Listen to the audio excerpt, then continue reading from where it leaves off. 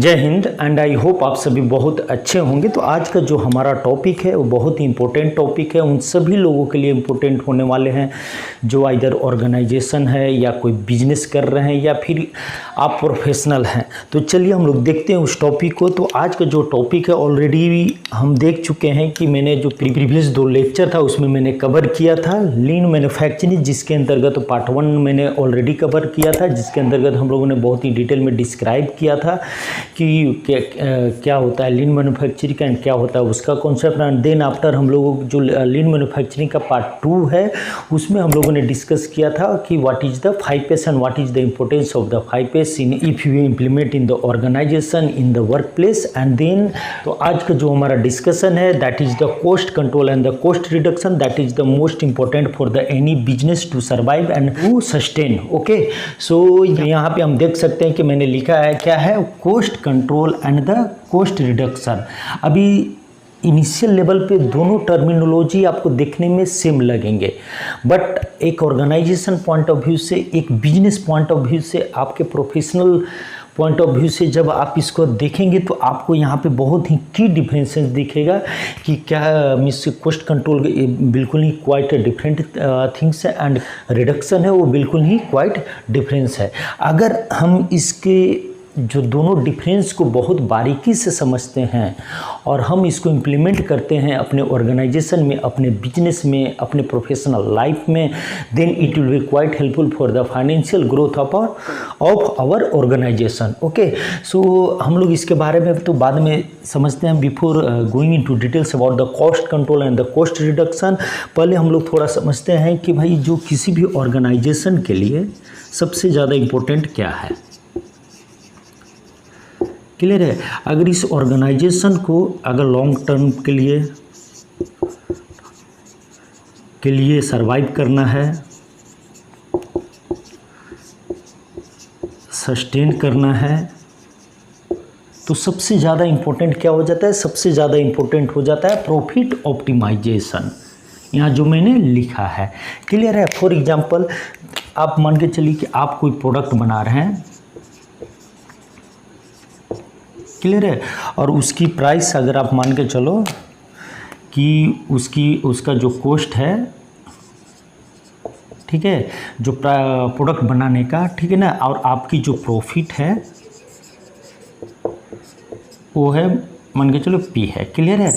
और जो आपका जो मार्केट सेलिंग जो प्राइस होता है, जो मार्केट में जो सेल होता है उसका वो मान के चलो आप यहाँ पे कि P डैश है। क्लियर है? तो जो ओल्ड कॉन्सेप्ट था कि ओल्ड कॉन्सेप्ट में क्या था, जहाँ पे आप डिसाइड करते थे कि आप जो प्रोडक्ट बना रहे हैं उसका आप डिसाइड करेंगे कि इसका मार्केट वैल्यू क्या होगा। तो पहले क्या था? पहले था कि भाई जो कोई प्रोडक्ट बना रहे हैं तो cost plus profit equal to जो मार्केट प्राइस होता था। अगर कोई आप उस तरह का कोई बहुत ही यूनिक प्रोडक्ट बना रहे हैं जो तो, लेकिन आज के टाइम में ऐसा तो है नहीं। आप तो कोई ऐसा एक कोई बहुत ही मोनोटोन नहीं बना रहे हैं। आप क्या बना रहे हैं? आप वो सारे प्रोडक्ट को आप अपने मार्केट में लॉन्च करें जहाँ पे आपके बहुत डिफरेंट आपके कंपटीटर हैं और उनके बीच में आपको सर्वाइव करना है, उनके बीच में आपको सस्टेन रहना है।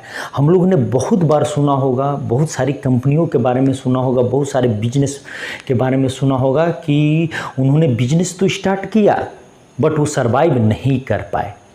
ये कंपनी ऐसा थी बट आफ्टर सम टाइम्स वो क्या हो गई, वो बंद हो गई। तो बंद होने का सबसे बड़ा रीज़न क्या था?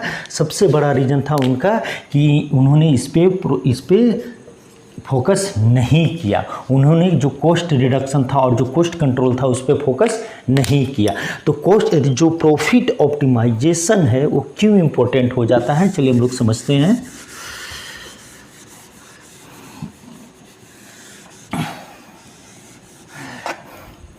ये अगर आप कोई ऐसा प्रोडक्ट बना रहे हैं जिसका आप यूनिक है पूरे मार्केट में, बट आज के टाइम में अब जनरली क्या हो रहा है, अब देखेंगे कि बहुत सारा जो प्रोडक्ट है वो आप वही प्रोडक्ट बना रहे हैं मार्केट में जो ऑलरेडी मार्केट में अवेलेबल है। इट मीन्स कि जो प्राइस है वो तो फिक्स है।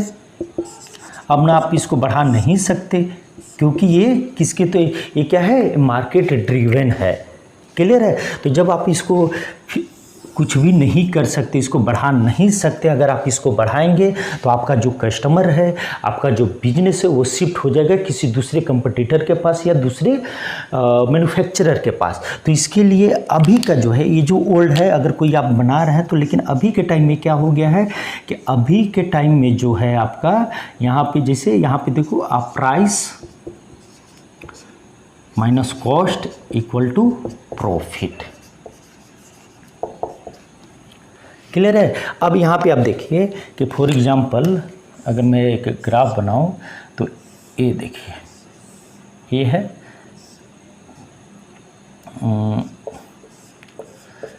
ये आपका कॉस्ट है एंड ये आपका प्रॉफिट है। अब ये दोनों को मिलकर क्या हो रहा है, यहाँ पे प्राइस हो रहा है, जो मार्केट में आप प्राइस दे रहे हैं। क्लियर है। अब यहाँ पे आप देखिए कि ये तो आपका फिक्स है, क्योंकि ये मार्केट के ऊपर डिपेंड है, ये हमारा मोनोटोनस प्रोडक्ट नहीं है।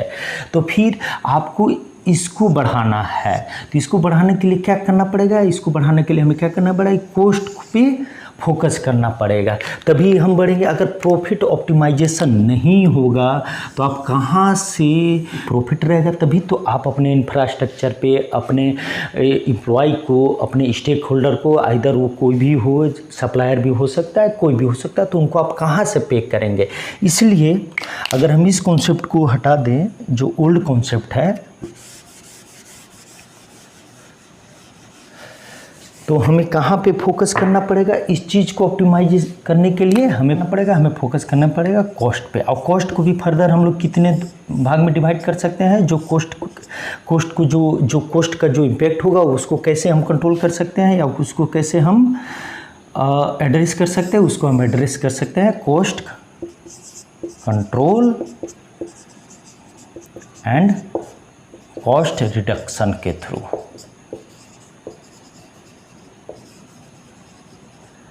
क्लियर है। तो इसीलिए जो कॉस्ट कंट्रोल है, जो कॉस्ट रिडक्शन है, क्यों ज़रूरी है, क्योंकि हमें प्रॉफिट बढ़ाना है। जब तक से प्रॉफिट अगर नहीं बढ़ेगा तो हम अपने एम्प्लॉय को, हम अपने स्टेक होल्डर को, या हम और भी जो अदर एक्टिविटी है, जो एक्स्ट्रा एक्टिविटी है, उसको हम कैसे फुलफिल करेंगे। क्लियर है। इसीलिए ये जो कॉस्ट कंट्रोल और जो कॉस्ट रिडक्शन है, उसको समझना हमारे लिए बहुत ज़रूरी है। एक ऑर्गेनाइजेशन पॉइंट ऑफ व्यू से, एक बिजनेस पॉइंट ऑफ व्यू से, एंड देन एक प्रोफेशनल लाइफ में क्यों इसका ज़्यादा इम्पोर्टेंट है, क्योंकि हमें सस्टेन रहना है, हमें मार्केट में बने रहना है, हमें क्या करना है, हमें सर्वाइव करना है फॉर अ लॉन्ग टाइम। ठीक है ना।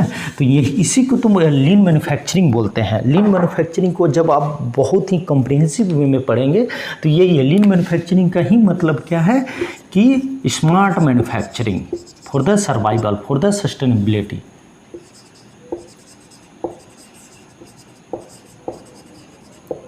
क्लियर है। That is the concept of the lean manufacturing.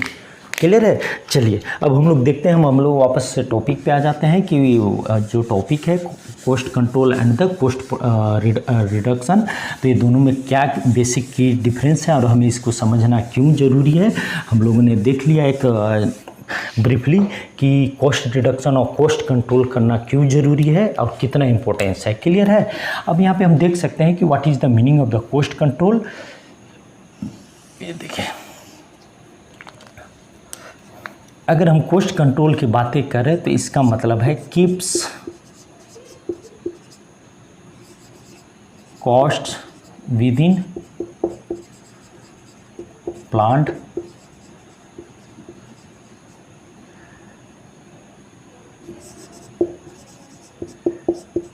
Limits. Second, it is about working to the budget. Clear है। अगर हम इसका एग्जाम्पल लें तो एग्जाम्पल क्या हो सकता है, सपोज एक कोई ऑर्गेनाइजेशन है जिसने अपना जो बजट रखा है, सपोज इलेक्ट्रिसिटी बिल पे कि भाई 1 करोड़ से ज़्यादा नहीं होना चाहिए। तो इसके लिए वो कॉस्ट कंट्रोल को कैसे कंट्रोल करेगा, उनका ये बजट है, क्या बजट है कि बजट है कितना 1 करोड़। क्लियर है। तो इसको कैसे लिमिट करेंगे, उसको क्या करेंगे इस कंट्रोल को कि ताकि जो बिजली का जो इलेक्ट्रिसिटी का जो बिल है 1 करोड़ से ज़्यादा ना हो। तो इसके लिए वो क्या क्या करेंगे, यहाँ पे वो क्या क्या कैसे इसको कंट्रोल करेंगे, इसको कंट्रोल करेंगे कि by switching off the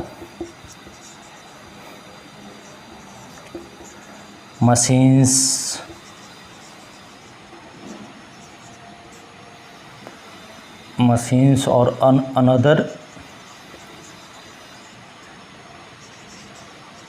electrical appliances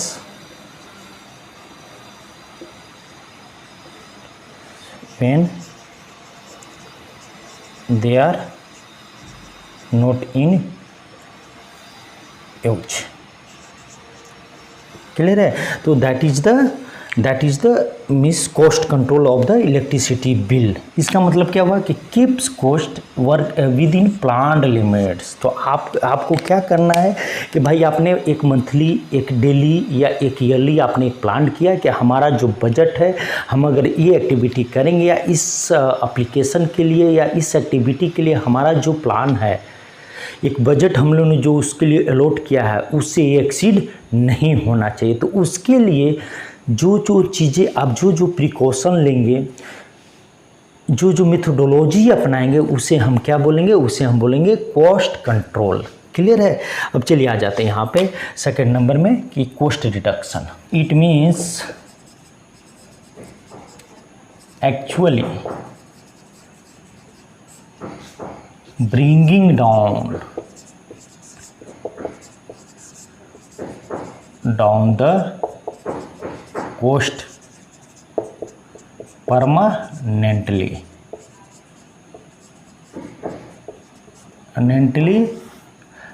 without affecting the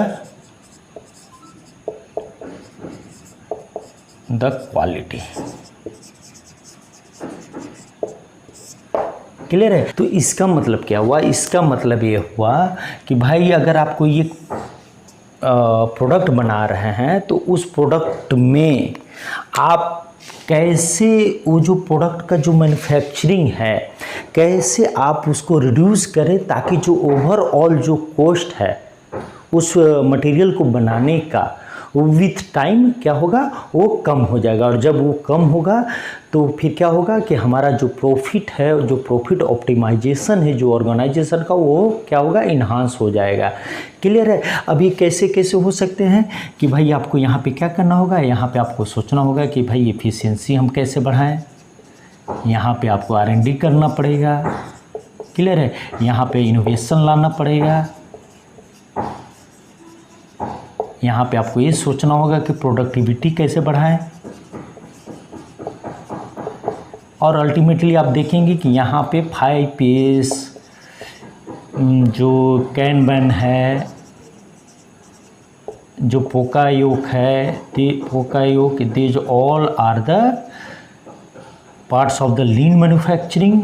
तो इस पे कैसे, इसको कैसे इम्प्लीमेंट करें और अल्टीमेटली हम कैसे जो वेस्ट है उसको हम कैसे रिड्यूस करें। क्लियर है। तो यहाँ पे बेसिकली ये क्या है कि लॉन्ग टर्म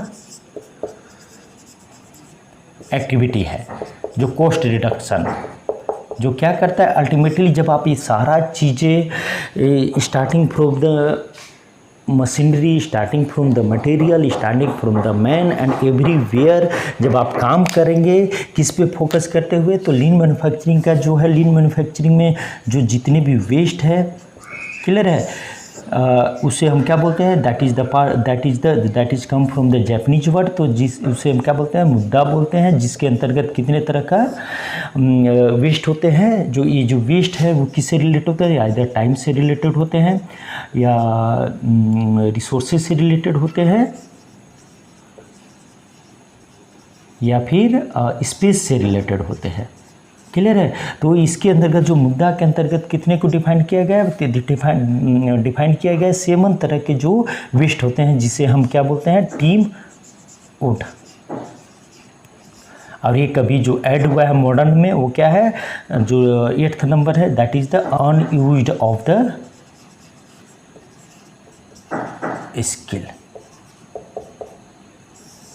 क्लियर है। अब यहाँ पे आप देख सकते हैं कि भाई ये जो मुद्दा है उसके अंतर्गत जो 7 तरह के जो वेस्टेज है related to the time, resource and spaces, उसको हम कैसे मिनिमाइज करें, वेस्ट को कैसे मिनिमाइज करें, आप देन तभी क्या होगा, ओवरऑल जो क्या है, जो कॉस्ट है एक प्रोडक्ट का वो क्या होगा, वो रिड्यूस होगा।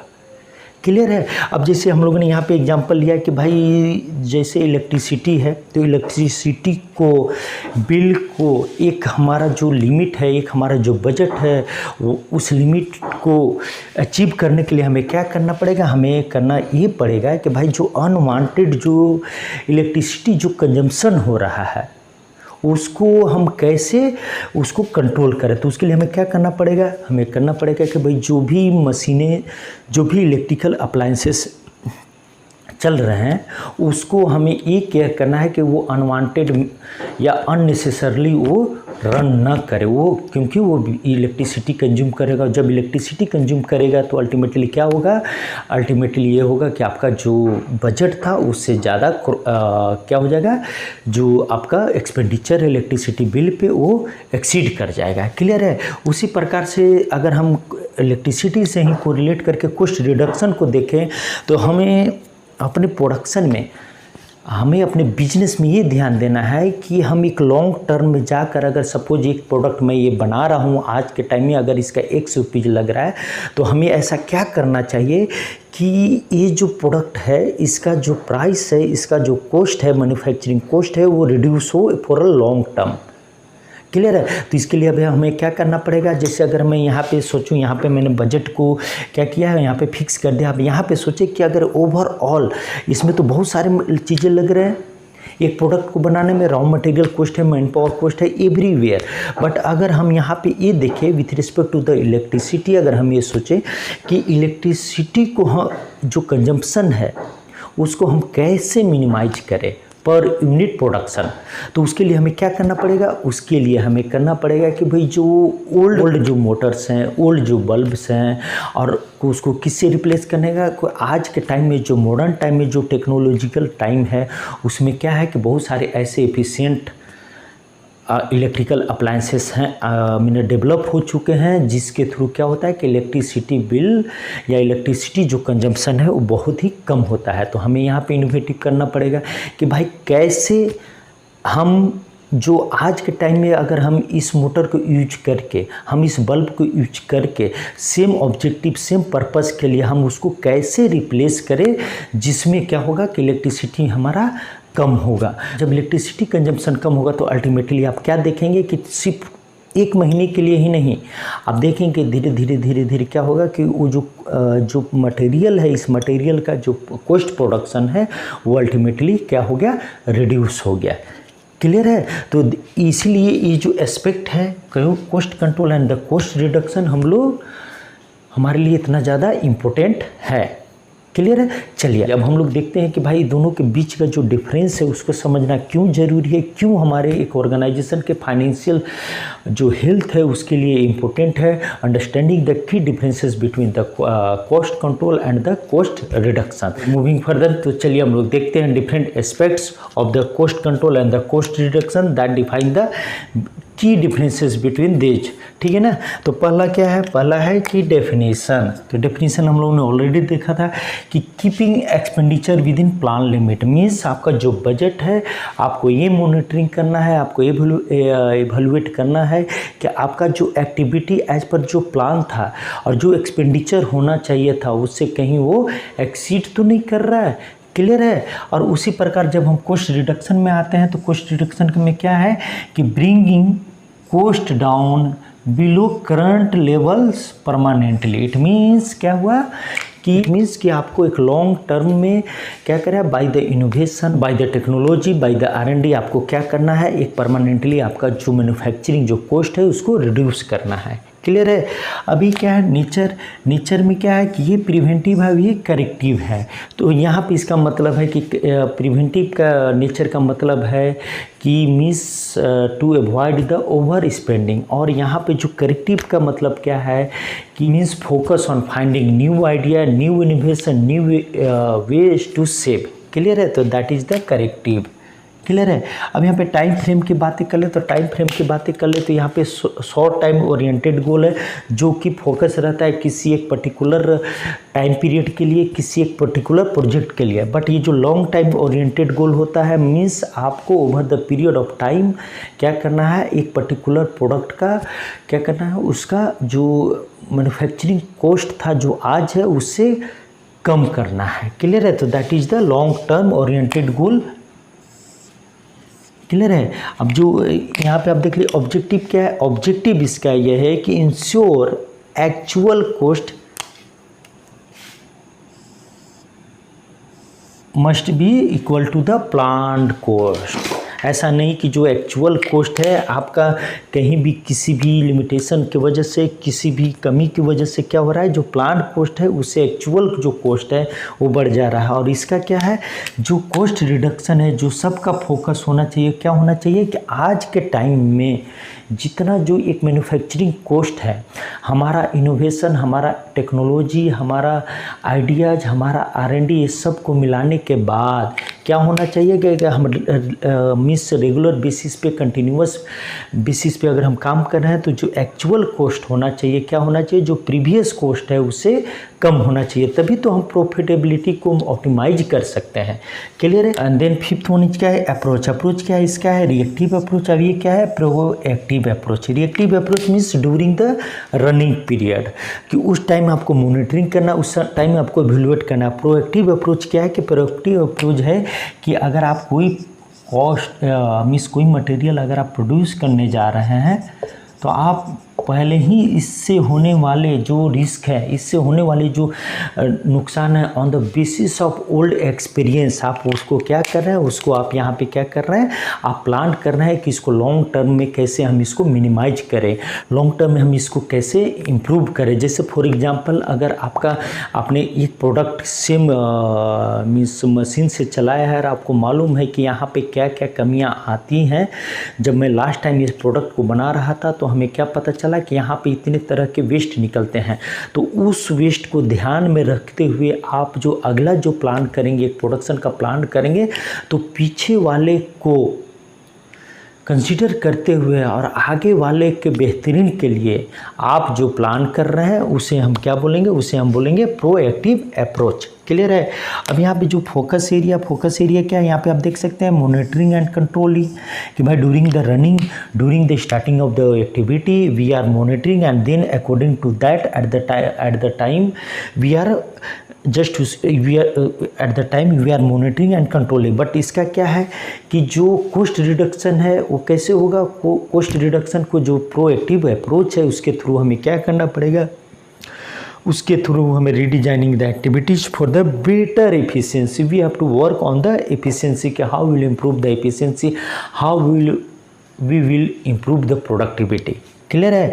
एंड देन यहाँ पे आप क्या देख सकते हैं कि यहाँ पे जो इसकी रिस्पॉन्सिबिलिटी है वो रिस्पॉन्सिबिलिटी किसका है, जो कॉस्ट कंट्रोल का जो रिस्पॉन्सिबिलिटी है, क्योंकि ये बजट पे काम करता है, एक प्लांट कॉस्ट पे काम करना है, तो इसके लिए मोस्टली कौन रिस्पॉन्सिबल होता है, इसके लिए मोस्टली रिस्पॉन्सिबल होता है मैनेजमेंट, जो फाइनेंशियल टीम होते हैं वो रिस्पॉन्सिबल होता है। बट यहाँ पे जो एम्प्लॉइज़ हैं वो क्या है, उनको मतलब स्ट्रिजेंटली जो SOPs जो बनाए हुए हैं उसको फॉलो करना चाहिए। फॉर एग्जांपल लास्ट वाले एग्जांपल में हमने क्या देखा है कि जो इलेक्ट्रिसिटी बिल से बजट से जो रिलेटेड था, तो उसमें क्या था कि वहाँ पे तो ये एम्प्लॉय का तो रिस्पॉन्सिबिलिटी बनता है ना, कि अगर मशीन कोई काम नहीं कर रहा है उस टाइम में, या मशीन किसी टाइम में अननेसेसरली चल रहा है, कोई लाइट अगर ऑन है अननेसेसरली, तो वहाँ जो एम्प्लॉइज़ काम करे वो उनकी रिस्पॉन्सिबिलिटी है। क्योंकि मैनेजमेंट ने क्या किया, मैनेजमेंट ने एक उन्होंने प्लान किया, प्लान के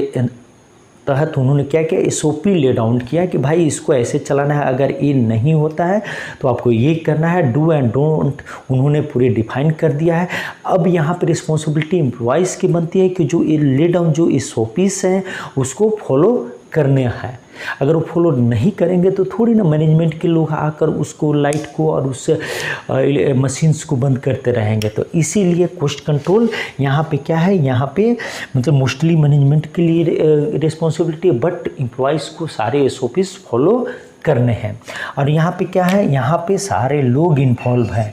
यहाँ पे ग्राउंड लेवल से लेकर टॉप मैनेजमेंट में कोई भी एक आइडिया दे सकते हैं, कोई भी एक इनोवेशन दे सकते हैं, कोई भी अपना एक टेक्निकल व्यू दे सकते हैं, जिससे हम इफ़िशिएंसी को इम्प्रूव कर पाए, जिससे हम प्रोडक्टिविटी को इम्प्रूव कर पाए। देन ऑटोमेटिकली क्या होगा, जो आपका कॉस्ट रिडक्शन है एक प्रोडक्ट का, वो क्या होगा, वो इम्प्रूव हो जाएगा। क्लियर है। अब यहाँ पे देख लीजिए आउटकम क्या है। आउटकम इसका यही है कि अगर आप इस पे फोकस करते हैं कंट्रोल पे, कॉस्ट कंट्रोल मेथोडोलॉजी पे, तो अल्टीमेटली क्या होगा कि आपका जो ओवर स्पेंडिंग है या जो वेस्टफुल स्पेंडिंग है उसको आप अवॉइड कर सकते हैं। और इसके अंतर्गत आप क्या कर सकते हैं, जो कॉस्ट रिडक्शन मेथोडोलॉजी के अंतर्गत अगर आप इसको फॉलो करते हैं तो देन क्या कर सकते हैं कि it's create permanent saving and improve profitability. Clear है। और यही तो जो प्रॉफिटेबिलिटी है, यही तो हर ऑर्गेनाइजेशन को चाहिए। अगर ये नहीं होगा तो इतने बड़े मैन पावर, इतने बड़े रिसोर्सेस या अदर जो और भी एक्सपेंडिचर हैं उसको कैसे फुलफ़िल करेंगे, उसको कैसे भरपाई करेंगे। बहुत सारे ऐसे एक्सपेंडिचर हैं जिसमें आपको मीडियास को, एडवर्टाइजमेंट पे, एक्सपेंडिचर पे, बहुत सारे जगहों पे आपको खर्च करने हैं, जो कि एक जनरल एम्प्लॉय उसको समझ नहीं सकते। और वो सब सारे खर्च कहाँ से आते हैं, वो यहाँ से प्रॉफिटेबिलिटी से ही आते हैं। अगर आपका यहाँ पे आप देख लीजिए कि अगर आपका मान के चलिए प्राइस है, ये कॉस्ट है और ये प्रॉफिट है। क्लियर है।